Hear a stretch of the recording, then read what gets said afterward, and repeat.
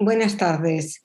Hoy vamos a hablar con la doctora Esther González, responsable de mieloma en el Hospital de Cabueñes y jefa de servicio en hematología en funciones, ¿no? Y vamos a hablar con ella de un tema que os interesa a todos, que siempre estáis preguntando. Y vamos a hablar de las vacunas, de todas las vacunas que podamos.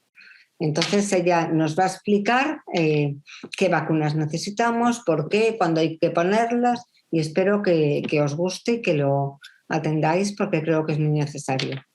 Buenas tardes, Esther. Hola, buenas tardes, Teresa. Bueno, gracias por estar conmigo otra vez. La verdad que es un placer y un lujo estar contigo y con todos tus seguidores, todos nuestros pacientes con mieloma. Y bueno, lo que me habías pedido un poquito es hacer un esquema, y a mí me parecía bien, me parecía una buena alternativa. ¿Por qué? Porque muchos de nuestros pacientes vienen confusos. Unos se vacunan de unas cosas, otros no. Cada vez hay más información. Y entonces yo creo que, bueno, a través de estos esquemas quizá nos pueden ayudar un poco para que todos sepamos de qué debemos vacunarnos, ¿no? Y por qué es importante la vacunación. Entonces, he hecho una pequeña presentación. Bueno, entonces vamos a pasar a presentaros la presentación. La hemos titulado un poco Manejo de la vacunación en pacientes con mieloma. Y en el mieloma, la primera pregunta que nos tenemos que hacer, y que muchos de vosotros os hacéis, es por qué debemos vacunarnos. Como todos sabéis, la edad es uno de los factores que afecta a los pacientes con mieloma, porque la edad media está situada en 65 años. En el área 5 de Asturias, en Gijón, la edad es un poquito mayor, 67 años.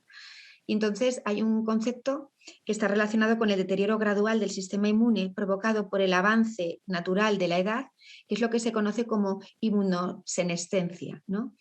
Esto es uno de los motivos por los que tendríamos que vacunar. Otro criterio para vacunar a un paciente con mieloma sería el estado general, es decir, cómo se encuentra el paciente.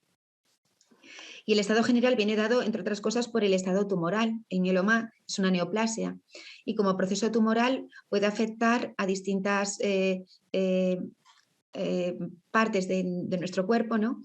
Así de forma sencilla. ¿Por qué? Porque produce un estado inflamatorio con liberación del factor de necrosis tumoral, de interleucinas, y todo este proceso inflamatorio lleva consigo a que se produzcan signos de anorexia, a que se produzca un desgaste muscular, una alteración de metabolitos hepáticos y, en última instancia, puede haber un desgaste de energía.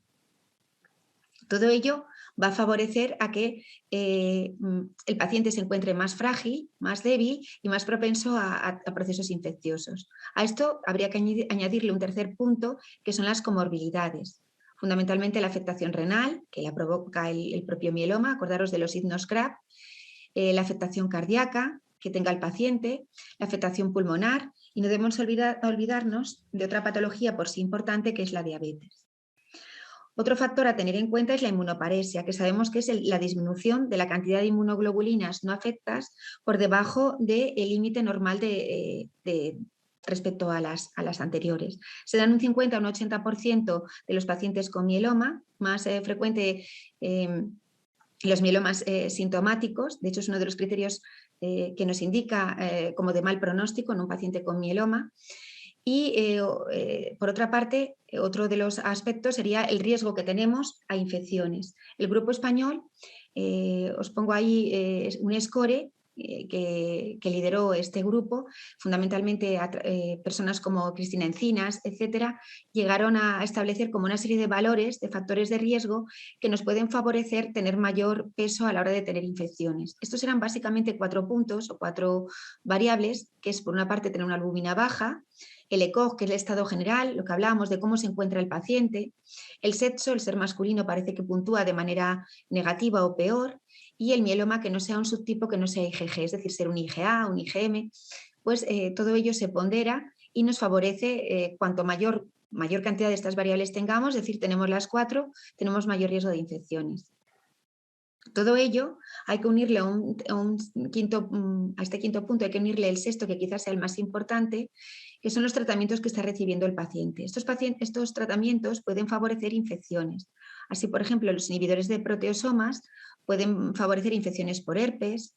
Los inmunomoduladores pueden favorecer neutropenias. Sabemos que los podemos rescatar con el factor estimulante de colonias, que disminuye la neutropenia crónica, pero no parece disminuir la infección.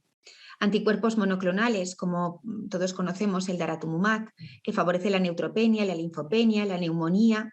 También puede favorecer infecciones por herpes o infecciones oportunistas o hepatitis.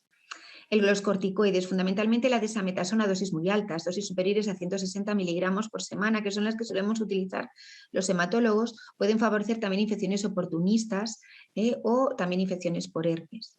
El trasplante autólogo y el tratamiento que lleva el propio trasplante puede favorecer también neutropenia y daño en mucosas. Las CAR-T y los anticuerpos biespecíficos, fundamentalmente estamos viendo hipogamaglobulinemias y neutropenias. En conjunto, toda esta serie de factores que os he comentado, la edad, el estado general, las comorbilidades, la inmunoporesia, que es el descenso de las inmunoglobulinas no afectas, las infecciones y los tratamientos que esté recibiendo el paciente, pesan a la hora de decidir por qué en este tipo de cáncer es importante vacunar. ¿Y cuándo? Que es otra cosa que tenemos que hacer. ¿Cuándo vacunar? Las vacunas que utilizamos en los pacientes con mieloma, con cáncer, son vacunas inactivadas. ¿Y cuándo debemos utilizarlas? Fundamentalmente al diagnóstico. En el primer momento en que aparece en nuestra consulta un paciente o con una gamapatía monoclonal, o con un mieloma smoldering o quiescente, o con un mieloma sintomático, debemos iniciar ya el proceso de vacunar. Si no puede ser al diagnóstico, pues entonces 14 días antes del inicio del tratamiento sería lo ideal, siempre y cuando podamos permitírnoslo porque el paciente se encuentre bien. Cuando no está en respuesta, pues tenemos que ver cuando el paciente tenga la enfermedad mejor controlada. Y que ya hemos dicho que debemos utilizarlo fundamentalmente en estos subgrupos de patologías, ¿no? GMSI, mieloma smoldering y mieloma sintomático. Muchos se preguntan, cuando tengo una gamapatía, ¿tengo que vacunarme? Pues en principio sí, sería preferible y sobre todo de todas las listas de vacunas que os voy a comentar, os voy a destacar en cuáles yo creo que es interesante vacunaros. Es también importante en las personas que se vacunan evitar el contacto con receptores de vacunas con virus vivos y valer también vacunación a las personas que nos cuidan, a los contactos estrechos y trabajadores de salud como somos nosotros. Es importante, una cosa que nos decían hasta ahora era valorar la respuesta de las vacunas que estábamos haciendo. Hoy sabemos que no se recomienda asegurar respuesta a las vacunas de manera rutinaria. Es una indicación con un nivel de evidencia 2A. Hay que valorar también la extensión de la enfermedad, el estado de remisión y, como hemos dicho, los tratamientos recibidos. Si un paciente está con tratamiento de mantenimiento en el mieloma, que sabéis que es básicamente con lenalidomida o con un tratamiento basado en otros IMiD como la pomalidomida, siempre y cuando no asocien corticoides, parece que hay mejor respuesta a las vacunas. Los corticoides interfieren en esa mejor respuesta a las vacunas. Tampoco se ha establecido cómo funcionan nuevos agentes como los anti-C38. No sabemos muy bien cuál es el mejor momento o el momento más óptimo para vacunar y qué respuesta podemos encontrar. Vamos entonces a meternos ya directamente en el calendario de vacunas. Aquí veis un listado con todas las vacunas que podemos encontrarnos y que se recomiendan para los pacientes con mieloma y vamos a ir nombrándolas y comentaros un poquito de cada una. La primera que veis en el listado es la vacuna inactivada contra la influenza, lo que todos conocemos como gripe, la inactivada cuatrivalente. La indicación es una indicación 2A y debe darse anualmente a todos los pacientes. Y se recomiendan generalmente 2 dosis, la de refuerzo aproximadamente un mes después de haber recibido la de la gripe normal. La inmunización de los miembros de la familia y el personal del hospital también es muy recomendable y siempre se nos olvida, ¿no? Que también las personas que están con nosotros deben vacunarse. La siguiente vacuna que tendríamos que vacunarnos sí o sí en cualquiera de los estados de componente monoclonal que tuviéramos sería la vacuna del neumococo. Existen 2 tipos de vacunas del neumococo, la vacuna conjugada y la vacuna polisacárida. La vacuna conjugada cubre como 13 serotipos y esta vacuna supone que es como más potente, se descubrió aproximadamente en el año 2010 de la vacuna polisacárida.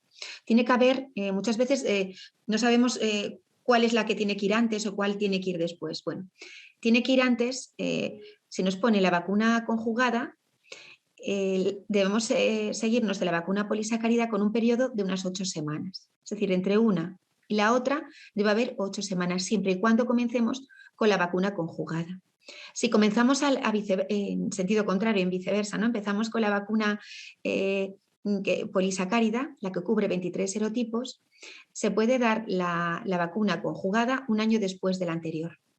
Es decir, existen diferencias si empezamos con la conjugada o con la polisacárida, pero lo importante es revacunar con las dos y luego revacunar cada 5 o 10 años de administrar dichas vacunas. La siguiente vacuna que nos indican que es interesante es la vacuna del herpes zóster. Esa hablaremos más detenidamente después, pero generalmente son 2 dosis con un mes de diferencia de cada una. Eso sería lo habitual. Sí, también hay una pauta rápida, que es una dosis ahora y otra al mes después de recibir la primera. Pero lo estándar son 2 dosis con una separación aproximadamente de 1 o 2 meses. Existen otras vacunas que se recomiendan, como veis ahí, la vacuna de tétanos, difteria y tosferina, lo normal. La vacuna de la hemófilus se recomienda fundamentalmente para pacientes con amiloidosis o que tengan problemas del bazo. La vacuna del meningococo, una dosis. La vacuna recombinante de hepatitis B y A, y luego ya nos meteríamos con la vacuna de la COVID-19. ¿Cuándo vacunar con esta vacuna? Siempre, y preferiblemente cuando estemos en ausencia de terapia activa, exceptuando el tratamiento con lenalidomida o siempre que tengamos la enfermedad bien controlada. Sabemos que existe una peor respuesta a la vacuna pues en pacientes mayores, pacientes que han recibido más de una línea de tratamiento, que tienen la enfermedad mal controlada, que tienen una linfopenia muy marcada o una inmunoparesia, o tratamientos con anti-C38 o anti-BCMA, es decir, CAR-T biespecíficos muy recientes. De ahí la importancia de establecer algún periodo de separación entre poner la vacuna y recibir el tratamiento. Por tanto, si nos metemos ya de manera detallada en las vacunas obligatorias, la que hemos dicho, ¿no? La de la gripe y la vacuna del neumococo. Recordar que la vacuna del neumococo existen dos presentaciones. La vacuna que nos cubre 13 serotipos, que es la conjugada, que debe seguirse de la polisacárida. Y en este caso, la diferencia, acordaros que van a ser 8 semanas. Y en sentido contrario, puede pasar un año. Nuevas vacunas o vacunas recientemente introducidas, que es las que siempre me preguntáis ahora en la consulta y que tenéis dudas, que es la vacuna del herpes zóster. ¿Por qué el herpes zóster es importante vacunarlo en nuestros pacientes? Es importante vacunarlos porque sabemos que muchos tratamientos, como hemos nombrado, en el listado que os comenté al principio, pueden reactivar herpes zóster. Como hemos comentado, pues, los inhibidores de proteosomas, como puede ser el bortezomib, el calcizormid, fármacos como anti-C38, como el daratumumab, etcétera, pueden también reactivar herpes. La indicación. ¿En qué indicación están indicadas sí o sí estas vacunas? Pues en todos los pacientes sometidos a trasplante autólogo y alogénico y todos los pacientes mayores de 18 años que tengan hemopatías malignas. Y ahí se incluye, por supuesto, el mieloma. Y, por supuesto, fundamentalmente cuando estamos con tratamientos como inhibidores de proteosomas u otros fármacos que pueden reactivar el herpes, como pueden ser también los corticoides. La eficacia se supone que es de un 80% en pacientes con hemopatías malignas. Y la forma de administrarlo, lo que decíamos, una dosis inicial seguida de una segunda dosis 1 o 2 meses después. Esa sería como la pauta rápida. Y luego se puede administrar en algunos pacientes en lo que nos podamos permitir, por ejemplo, pacientes que tienen patologías que no supongan un alto riesgo, como por ejemplo inhibidores de JAK2, pacientes que tienen una trombocitemia esencial, algún otro tipo de patología que pueden darse entre 2 y 6 meses. Aunque lo recomendable y lo que estamos haciendo habitualmente nosotros es vacunar ahora y al mes aproximadamente después. 1 o 2 meses no pasa nada. ¿Y cuándo puedo vacunar? Es decir, ahora mismo estoy recibiendo, imaginaros, un fármaco, un anti-C38. Y esto hoy me lo preguntaron en la consulta. Me voy a poner mañana este fármaco, Esther, y me han llamado para vacunarme del herpes zóster. ¿Puedo vacunarme ya? Pues idealmente lo normal es que pasen, como hemos dicho, entre 10 o 15 días. Si no queda otra, pues te vacunas. Pero yo creo que en este caso podemos permitirnos que la vacuna sea eficaz y podemos permitirnos esos 10 o 15 días. Es verdad que hay un problema. ¿Cómo identificar estos pacientes que tenemos que mandar rápidamente para vacunarse del herpes? Pues muchas veces es, aquí te veo, aquí te pillo, ¿no? Y aquí te pongo directamente el tratamiento y te mando a vacunar. A veces no queda otra oportunidad que aprovechar ese momento en el que el paciente está en la consulta. Pero sí que puedes tú establecer cómo pautar el tratamiento y si le mandas vacunarse ahora, puedes permitir retrasar el tratamiento pues 15 o 20 días para que sea eficaz. Otra pregunta que nos hacen con frecuencia es si el paciente ha tenido herpes. ¿Debo vacunarlo? Es que tuve un herpes oftalmológico o tuve un herpes zóster que me recubría un metámero torácico. ¿Debo vacunarme? Sí. ¿Y cuándo debemos vacunarnos? Cuando se haya resuelto el brote, se haya resuelto el episodio y en ese momento la vacunación podemos realizarla en cualquier momento.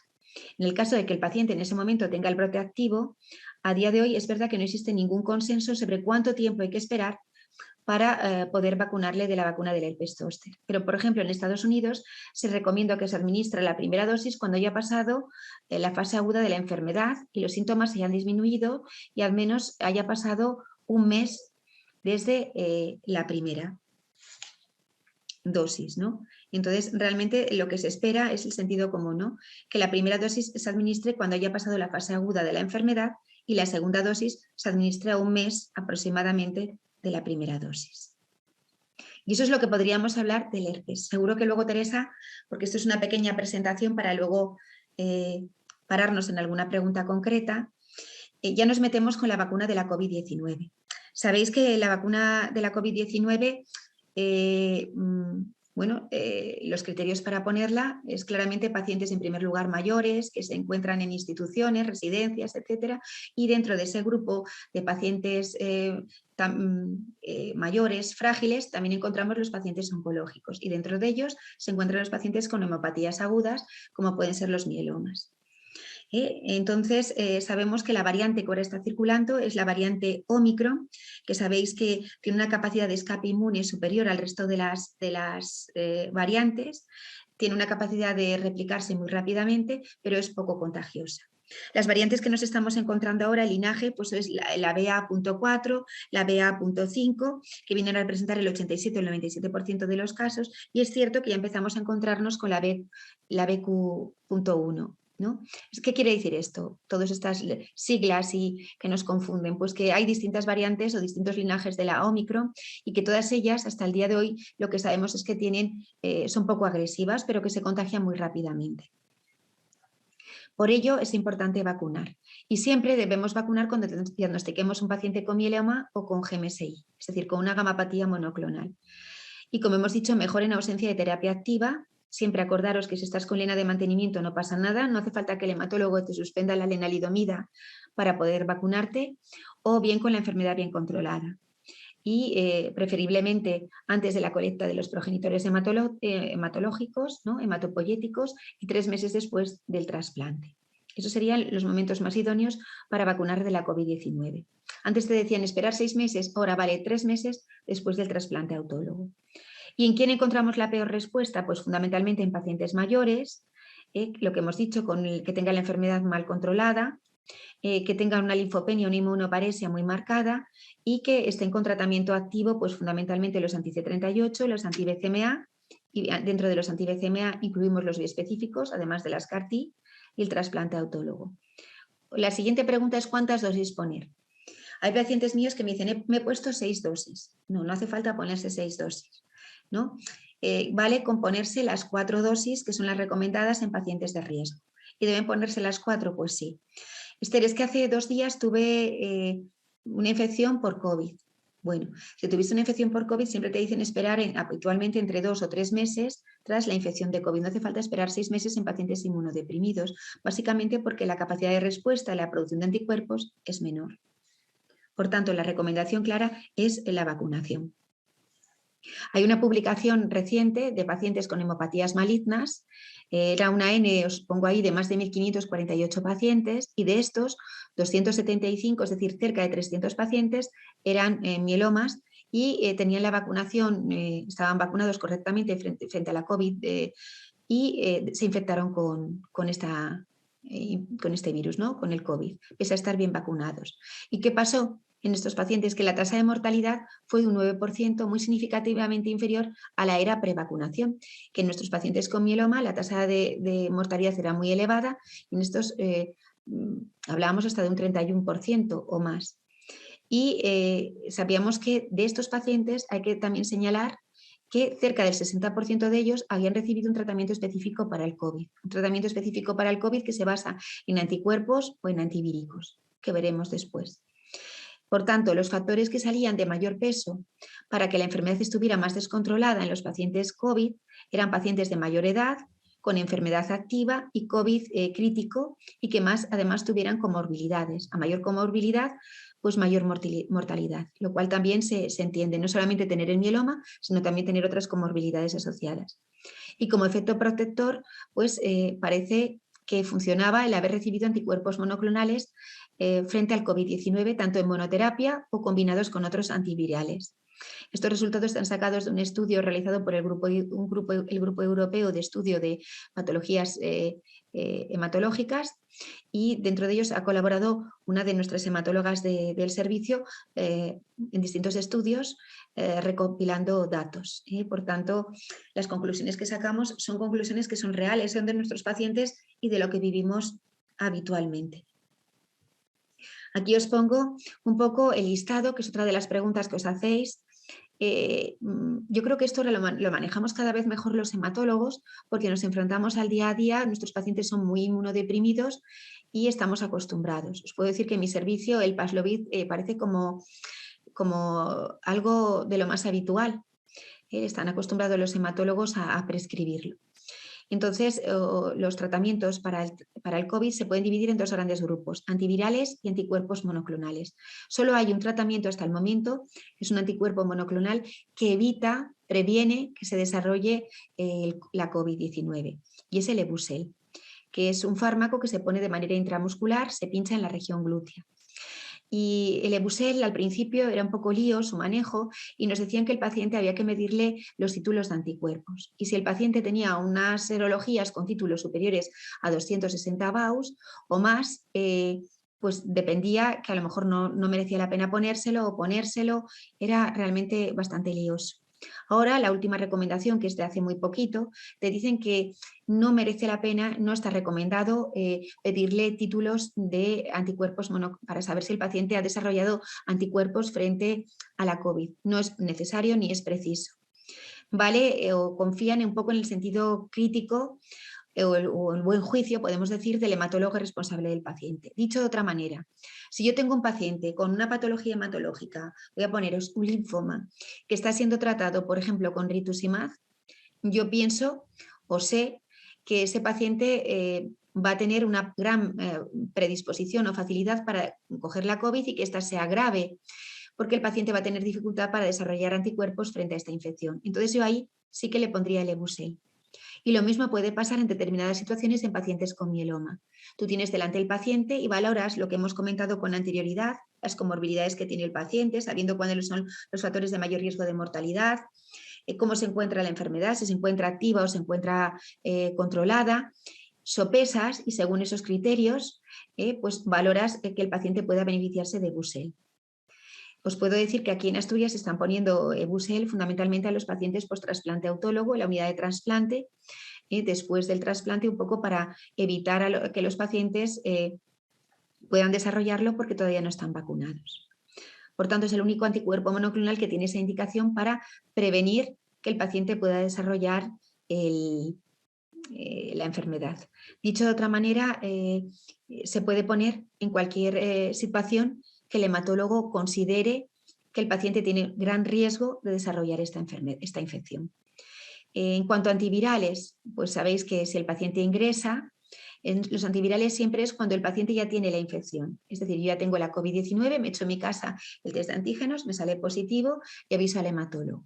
Si me encuentro bien, por eso es importante avisarlo de manera rápida, y han pasado menos de 5 días desde el inicio de los síntomas, puedo beneficiarme del tratamiento con Paxlovid, que sabemos que es un antivírico que puede venirme bien, que se toma de manera oral, y que el problema que tiene el Paxlovid, por eso tiene que revisarlo o bien farmacia conjuntamente con el hematólogo o bien el hematólogo, tiene que ver las interacciones que tiene este fármaco, porque interacciona con distintos fármacos que a lo mejor el paciente está tomando por otras cosas, y es importante pues reducirlos o suspenderlos unos días. Bueno, hay que sopesar el beneficio-riesgo de introducir el Paxlovid.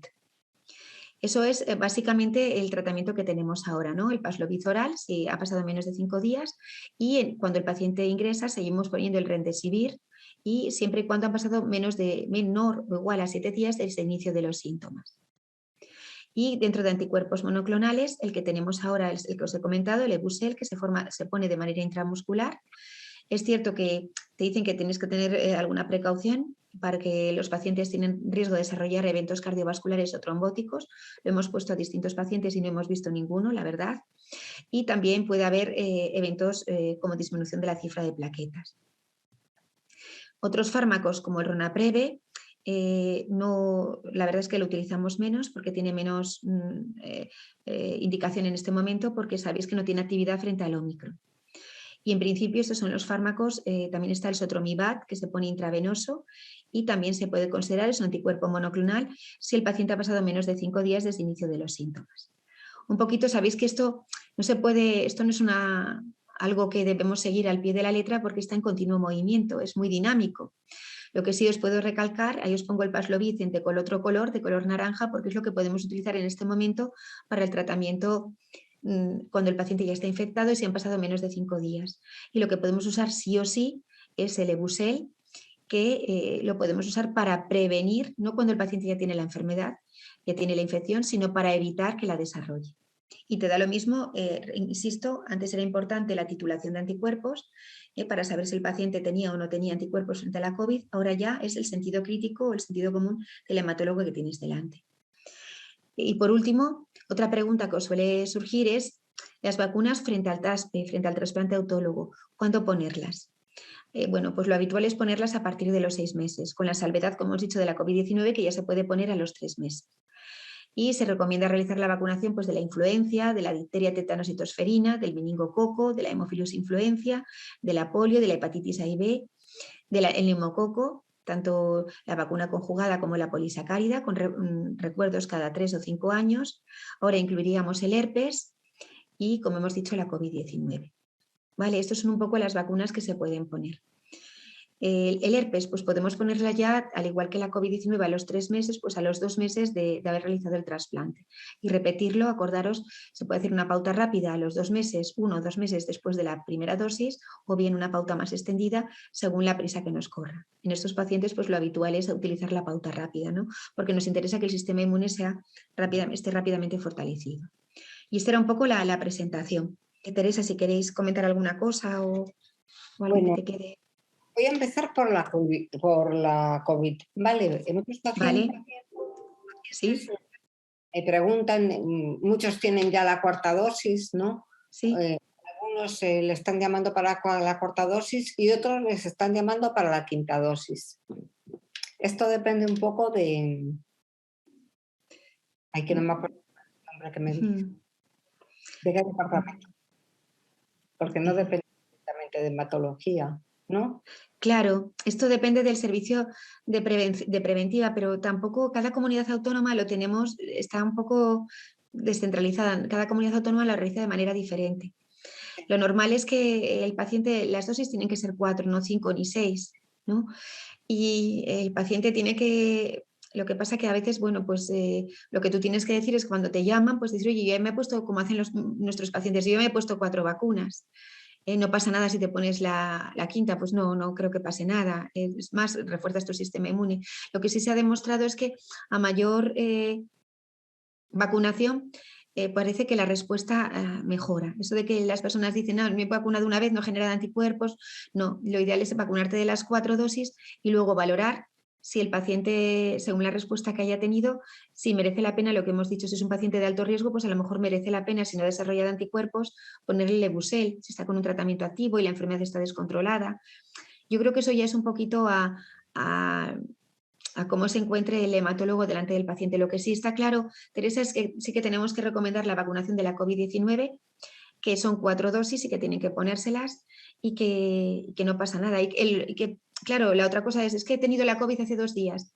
Pues hay que vacunarse independientemente de que hayas tenido la COVID o no la hayas tenido. Bueno, entonces, cuarta dosis de COVID y si te llaman para quinta dosis, pues que lo consulte con el hematólogo, ¿no? Que lo consulte, ¿no? Que Yo creo que antes de ponerte la quinta dosis, yo creo que habría que, en ese caso, si no desarrollas anticuerpos, valorar otras opciones terapéuticas según cómo se encuentre el paciente, ¿no?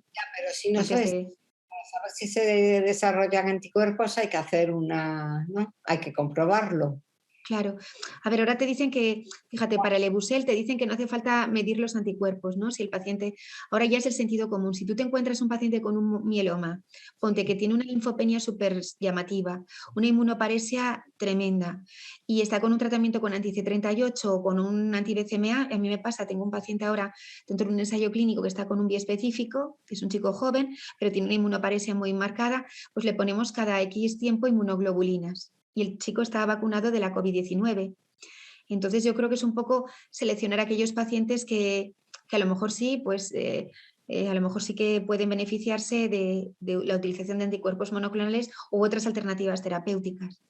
Bueno, eso a discreción entonces del hematólogo, que sea el Sí. hematólogo que se consulte si se pone una quinta dosis o no, aunque te llamen no me va a salir nunca. Claro, yo creo que la quinta dosis no deben ponérsela, yo creo que son 4 dosis. Sí. Otra cosa son los pacientes que han ido al trasplante, ¿no? Que ahí ya nos metemos en un terreno, es decir, los pacientes que han ido a trasplante y se han vacunado previamente, claro, cuando se vuelven del trasplante tenemos que revacunarlos de nuevo. Esa sería la excepción, ¿no? Parten igual que un paciente como el resto de las vacunas. Es como si resetean su sistema inmune y tienen que empezar nuevamente. Entonces, Sí. claro, en esos pacientes probablemente que sean candidatos a trasplante habría que tener otras alternativas terapéuticas, ¿no? A la hora de valorarlos. Es lo que decimos de tener delante al paciente, individualizarlo, tener en cuenta si la enfermedad está descontrolada, la terapia que tiene, y sobre todo para mí me parece clave, insisto, la linfopenia y la inmunoparesia que tiene, y a partir de ahí, pues a lo mejor se beneficia lo que, por ejemplo, lo que estamos haciendo de ponerles a los pacientes que vuelven de trasplante hasta que se vacunen, ponerles Ebusel. Pero bueno, que esto es una pauta, pero ya te digo que son muy cambiantes. Lo que está claro es que son 4 dosis y luego valorarlo el hematólogo y en todo caso consultarlo con el servicio de preventiva.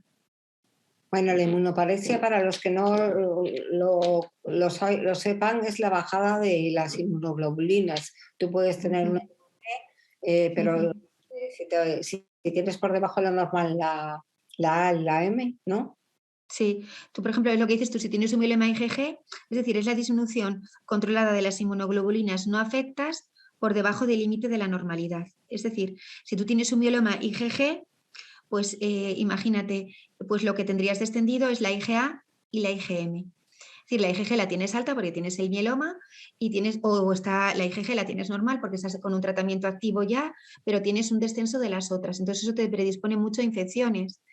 Y a veces también los propios tratamientos favorecen esa inmunoparesia, como puede ser los anti-C38. Entonces ahí quizás haya que replantearse, pues utilizar o inmunoglobulinas o según cómo se encuentre el paciente, pues valorar otras alternativas, ¿no? Las que hemos comentado. La inmunoparesis también es un síntoma del mieloma, ¿no? Sí, sí, sí. Es un síntoma pues de gravedad, ¿no? De que cuando te dicen qué criterios, es verdad que tenemos los criterios CRAP, que todos conocemos, y los criterios pseudo-CRAP, que es lo del ratio de cadenas ligeras alterado, una lesión en la resonancia, el 60%, bueno, todo lo que sabemos de lesiones varias, pero hay otros criterios que a veces no tenemos en cuenta, que yo creo que cada vez son, que son importantes, como es una linfopenia muy marcada, sabemos que nos predispone a infecciones, una inmunoparesia, que es el descenso eso de los anticuerpos normales, es decir, sabemos que tenemos un no afecto, que es el que es tumoral, el que tenemos mal, y luego los otros están muy disminuidos, y entonces tienes mayor predisposición a infecciones. Entonces eso también es un criterio pues de que la cosa no va bien, ¿no? También decir, yo creo que es interesante decir, por lo menos yo, en el Congreso de Barcelona lo recalcaron así, quizás de forma más particular, ¿no? Pero si tienes síntomas, si crees que tienes síntomas, hazte la prueba del COVID y si da positivo, vete al hospital. No dejar, no decir cómo puede ser una más sana. Bueno, yo estoy bien. Totalmente.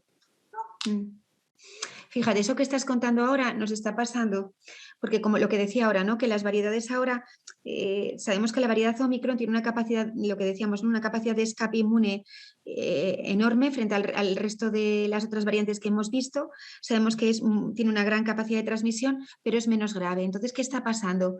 Que el paciente nota pues simplemente un catarro y aguanta en casa. Y cuando viene ya es tarde, ya han pasado más de 5 días. No hace falta, sino simplemente llamar. Bueno, claro, si no tienes accesibilidad, que es lo que tú dices, pues no te queda otra que ir por el servicio de urgencias.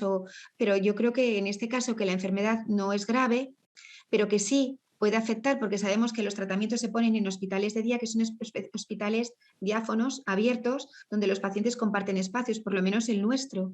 Entonces, si tienes simplemente por respeto al resto de pacientes que tienes ahí que están recibiendo tratamientos, pues si tú identificas que tienes una voz nasal o que te encuentras con un poquito de febrícula, te haces el test de antígenos, sale negativo, y es importante decirlo porque lo que decíamos de que puedes beneficiarte de tratamientos antivirales como puede ser el Paxlovid.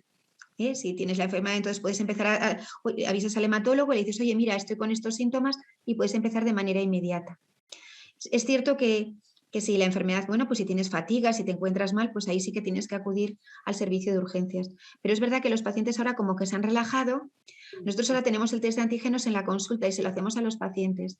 Hoy creo que mi enfermera se le hizo a 2, los 2 salieron negativos, pero ayer creo que fue en sentido contrario, se lo hicimos a 2 y los 2 salieron positivos. Y ya habían pasado, nos decían que llevaban con los síntomas, pues ponte 8 o 10 días.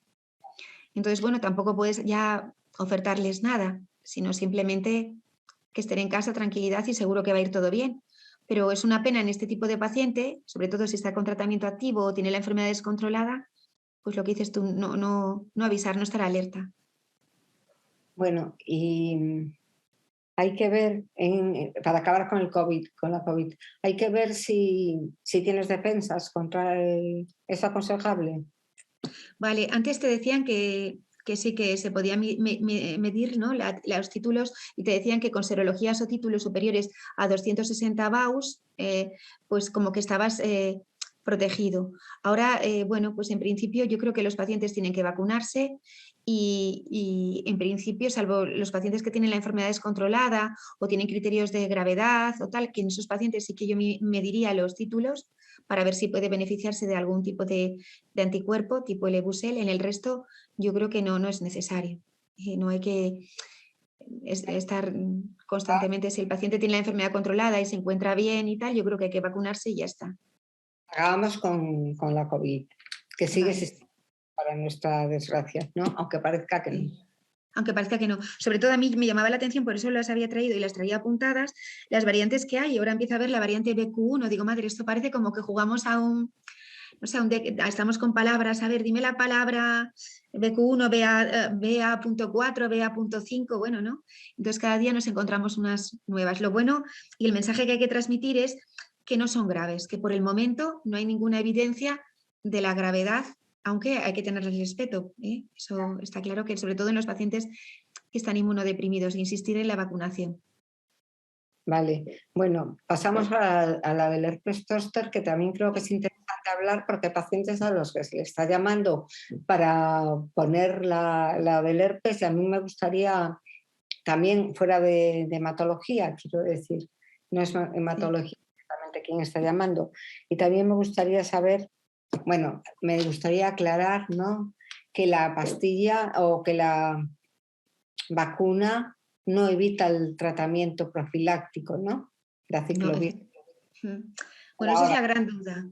Es la gran duda. La pena es que no ha habido ningún estudio, salvo para los pacientes sometidos a trasplante, no ha habido ningún estudio. Yo me refiero, por ejemplo, en los pacientes con mieloma, un estudio de verdad randomizado en la que pudiéramos hablar de suspender el aciclovir, ¿no? Que es lo que tú te estás refiriendo, el fármaco para evitar las reactivaciones del herpes. Sabemos que el aciclovir es un fármaco que, bueno, que hay que ajustar al filtrado renal, y los pacientes con mieloma son pacientes mayores, bueno, muchos, ¿no? Un porcentaje son pacientes mayores, por encima de 60 años, y entonces tienes que jugar un poquito con el aciclovir. Lo ideal sería poder decir que lo podemos suspender, pero insisto que no hay ningún estudio hecho randomizado.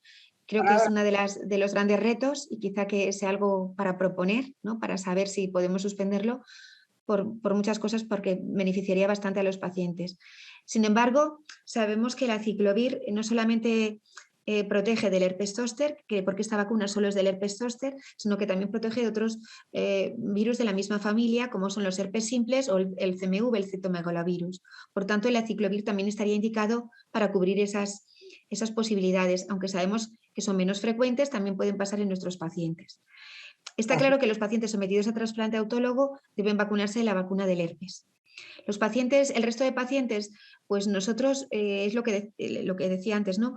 Llegan a la consulta, aquí lo pillo, aquí lo mato, ya le digo al paciente que tiene que vacunarse del herpes.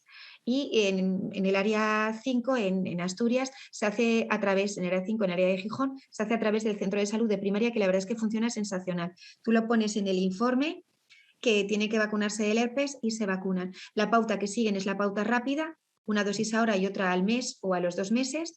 Y es cierto que sí que te llaman un poquito, hay alguna persona que te llama un poco confusa porque ve al paciente bien y no entiende, a lo mejor está con un mantenimiento con lenalidomida y no entiende por qué tiene que vacunarse del herpes. Y tienes que explicarle lo que es un mieloma, etcétera.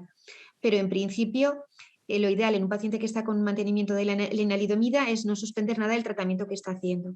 Si está el tratamiento con un anticuerpo monoclonal, lo ideal es pues, buscar el periodo en el que podamos retrasar un poquito, por lo menos que haya entre 10 o 14 días para que la vacuna sea más efectiva.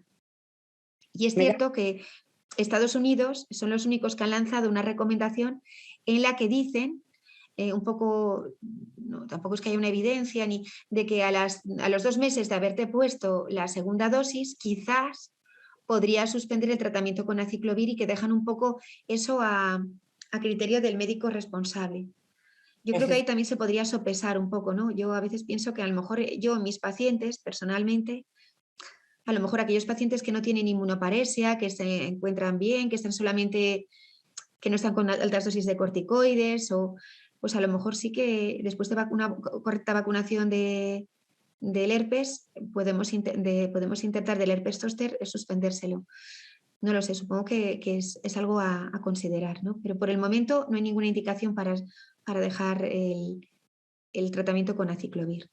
Me parece interesante señalar también algo que has dicho, interesante y bueno, que las vacunas son para las gamapatías, es decir, para la gamapatía monoclonal de significado incierto, ENGUS, y para el smoldering, ¿no? Yo que llevo tantos años enferma, ¿no? El cambio de hace 13 años ahora con el ENGUS. Sí.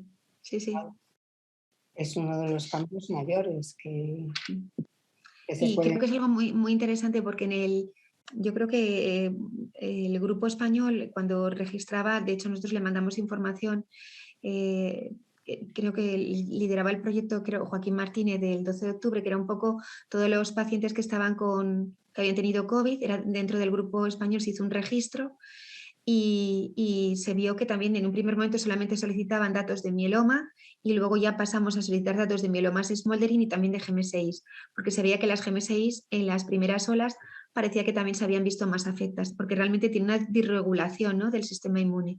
Y realmente lo ideal es vacunar a alguien al diagnóstico. Es decir, antes del inicio del tratamiento. Entonces ahí es verdad que las GM6, no, gracias a Dios, ¿no?, podemos decir que un porcentaje muy pequeñito van a evolucionar a mieloma, y los smoldering, pues sabemos que los primeros años es cuando tienen mayor riesgo, a medida que pasa el tiempo tiene menor posibilidad de evolucionar a un mieloma asintomático, pero yo creo que por el riesgo que tienen de infecciones merece la pena vacunarlos, con vacunas inactivadas. Pacientes de GSMI, sin embargo, son unos pacientes que están muy preocupados por esa anomalía que tienen. A mí me consta porque cuando fue la pandemia, no sabes la cantidad de pacientes con GSMI que llamaron, ¿no?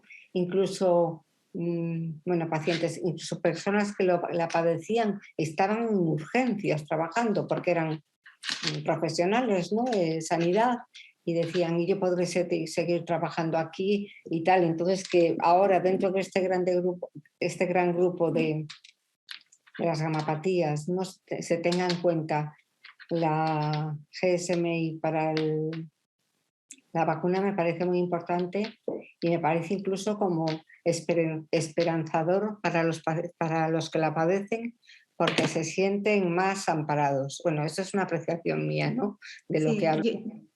yo también lo pienso. Pienso que lo que dices tiene sentido, ¿no? Que no sentirse tan solo, ¿no? Y realmente tener una GMSI, bueno, veremos a ver qué pasa con las GMSIs, ¿no? Y el proyecto de Bruno, que creo que será algo muy a lo que todos tenemos muchas ganas y que la verdad es que tenemos que involucrarnos más y apoyarle, ¿no? Y enviarle muestras porque va a abrirnos pues un camino para saber qué pacientes realmente, por esa preocupación que tú dices que tiene, ¿no? Para saber a quién tenemos que seguir y quién no, quién debemos vacunar y quién no. Pero por el momento, hasta que se sepa, pues bueno, todos aquellos pacientes diagnosticados de una GMSI, lo ideal es que por lo menos, yo ya no digo, pero por lo menos de la gripe deben vacunarse y del neumococo me parece, sobre todo a partir de determinada edad, porque ¿qué paciente no está libre de alguna comorbilidad a Ya, partir de determinada edad? Siempre tienes alguna cosa, entonces, y más, parece que la GMSI es lo que dices, que como que no es nada, pero bueno, mira, me llama la atención que los pacientes realmente estén preocupados y realmente lo están, ¿eh? Porque vienen a la consulta, no saben muy bien por qué vienen y qué les va a decir, si eso sube o no sube, o yo creo que es difícil de explicar lo que es una GMSI para un paciente. sí, están preocupados. A la asociación llaman muchos, llaman muchísimos con el tema de Bruno Paiva, ¿no? Del estudio que está realizando y bueno, les preocupa. Y perdón que he dicho GSMI porque tiendo a confundir las letras, es GMSI. Bueno, Esther, no sé si tienes algo más que decir, pero yo creo que Yo creo que, vamos, que yo creo que el calendario vacunal, las vacunaciones tienen que hacerlo los preventivistas. Los hematólogos, sí que, si veis, se sacó la guía de mieloma para los hematólogos de distintos hospitales en el año pasado, en el año 2021, que fue un gran reto del Grupo Español de Mieloma, y dentro de él había un apartado de tratamiento soporte donde se hablaba un poco del calendario vacunal. Pero yo creo que es importante que los hematólogos también sepamos qué vacunas tenemos que recomendar a nuestros pacientes y en qué momento darlas. Y también el paciente saber que tiene que vacunarse. Y para ellos es un poco complicado, lío. Hay algún paciente que es reticente, piensa que las vacunas le van a sentar mal. En todo caso, lo que puede pasar es que la vacuna no sea eficaz y que no produzcas anticuerpos. Pero yo creo que es importante vacunarse. Y esa es el gran... Y creo que lo que nos ha quedado con la COVID-19, ¿no? La gran lección que hemos aprendido es que vacunarse merece la pena, porque hemos podido normalizar un poquito nuestras vidas. Entonces sí que merece la pena vacunarse. Y nada más. ya lo hemos hablado antes, ¿no? Pero, hombre, yo creo que por lo menos vacunados tenemos menos síntomas, ¿no? Bueno, Pues pues muchas muchas gracias, Teresa.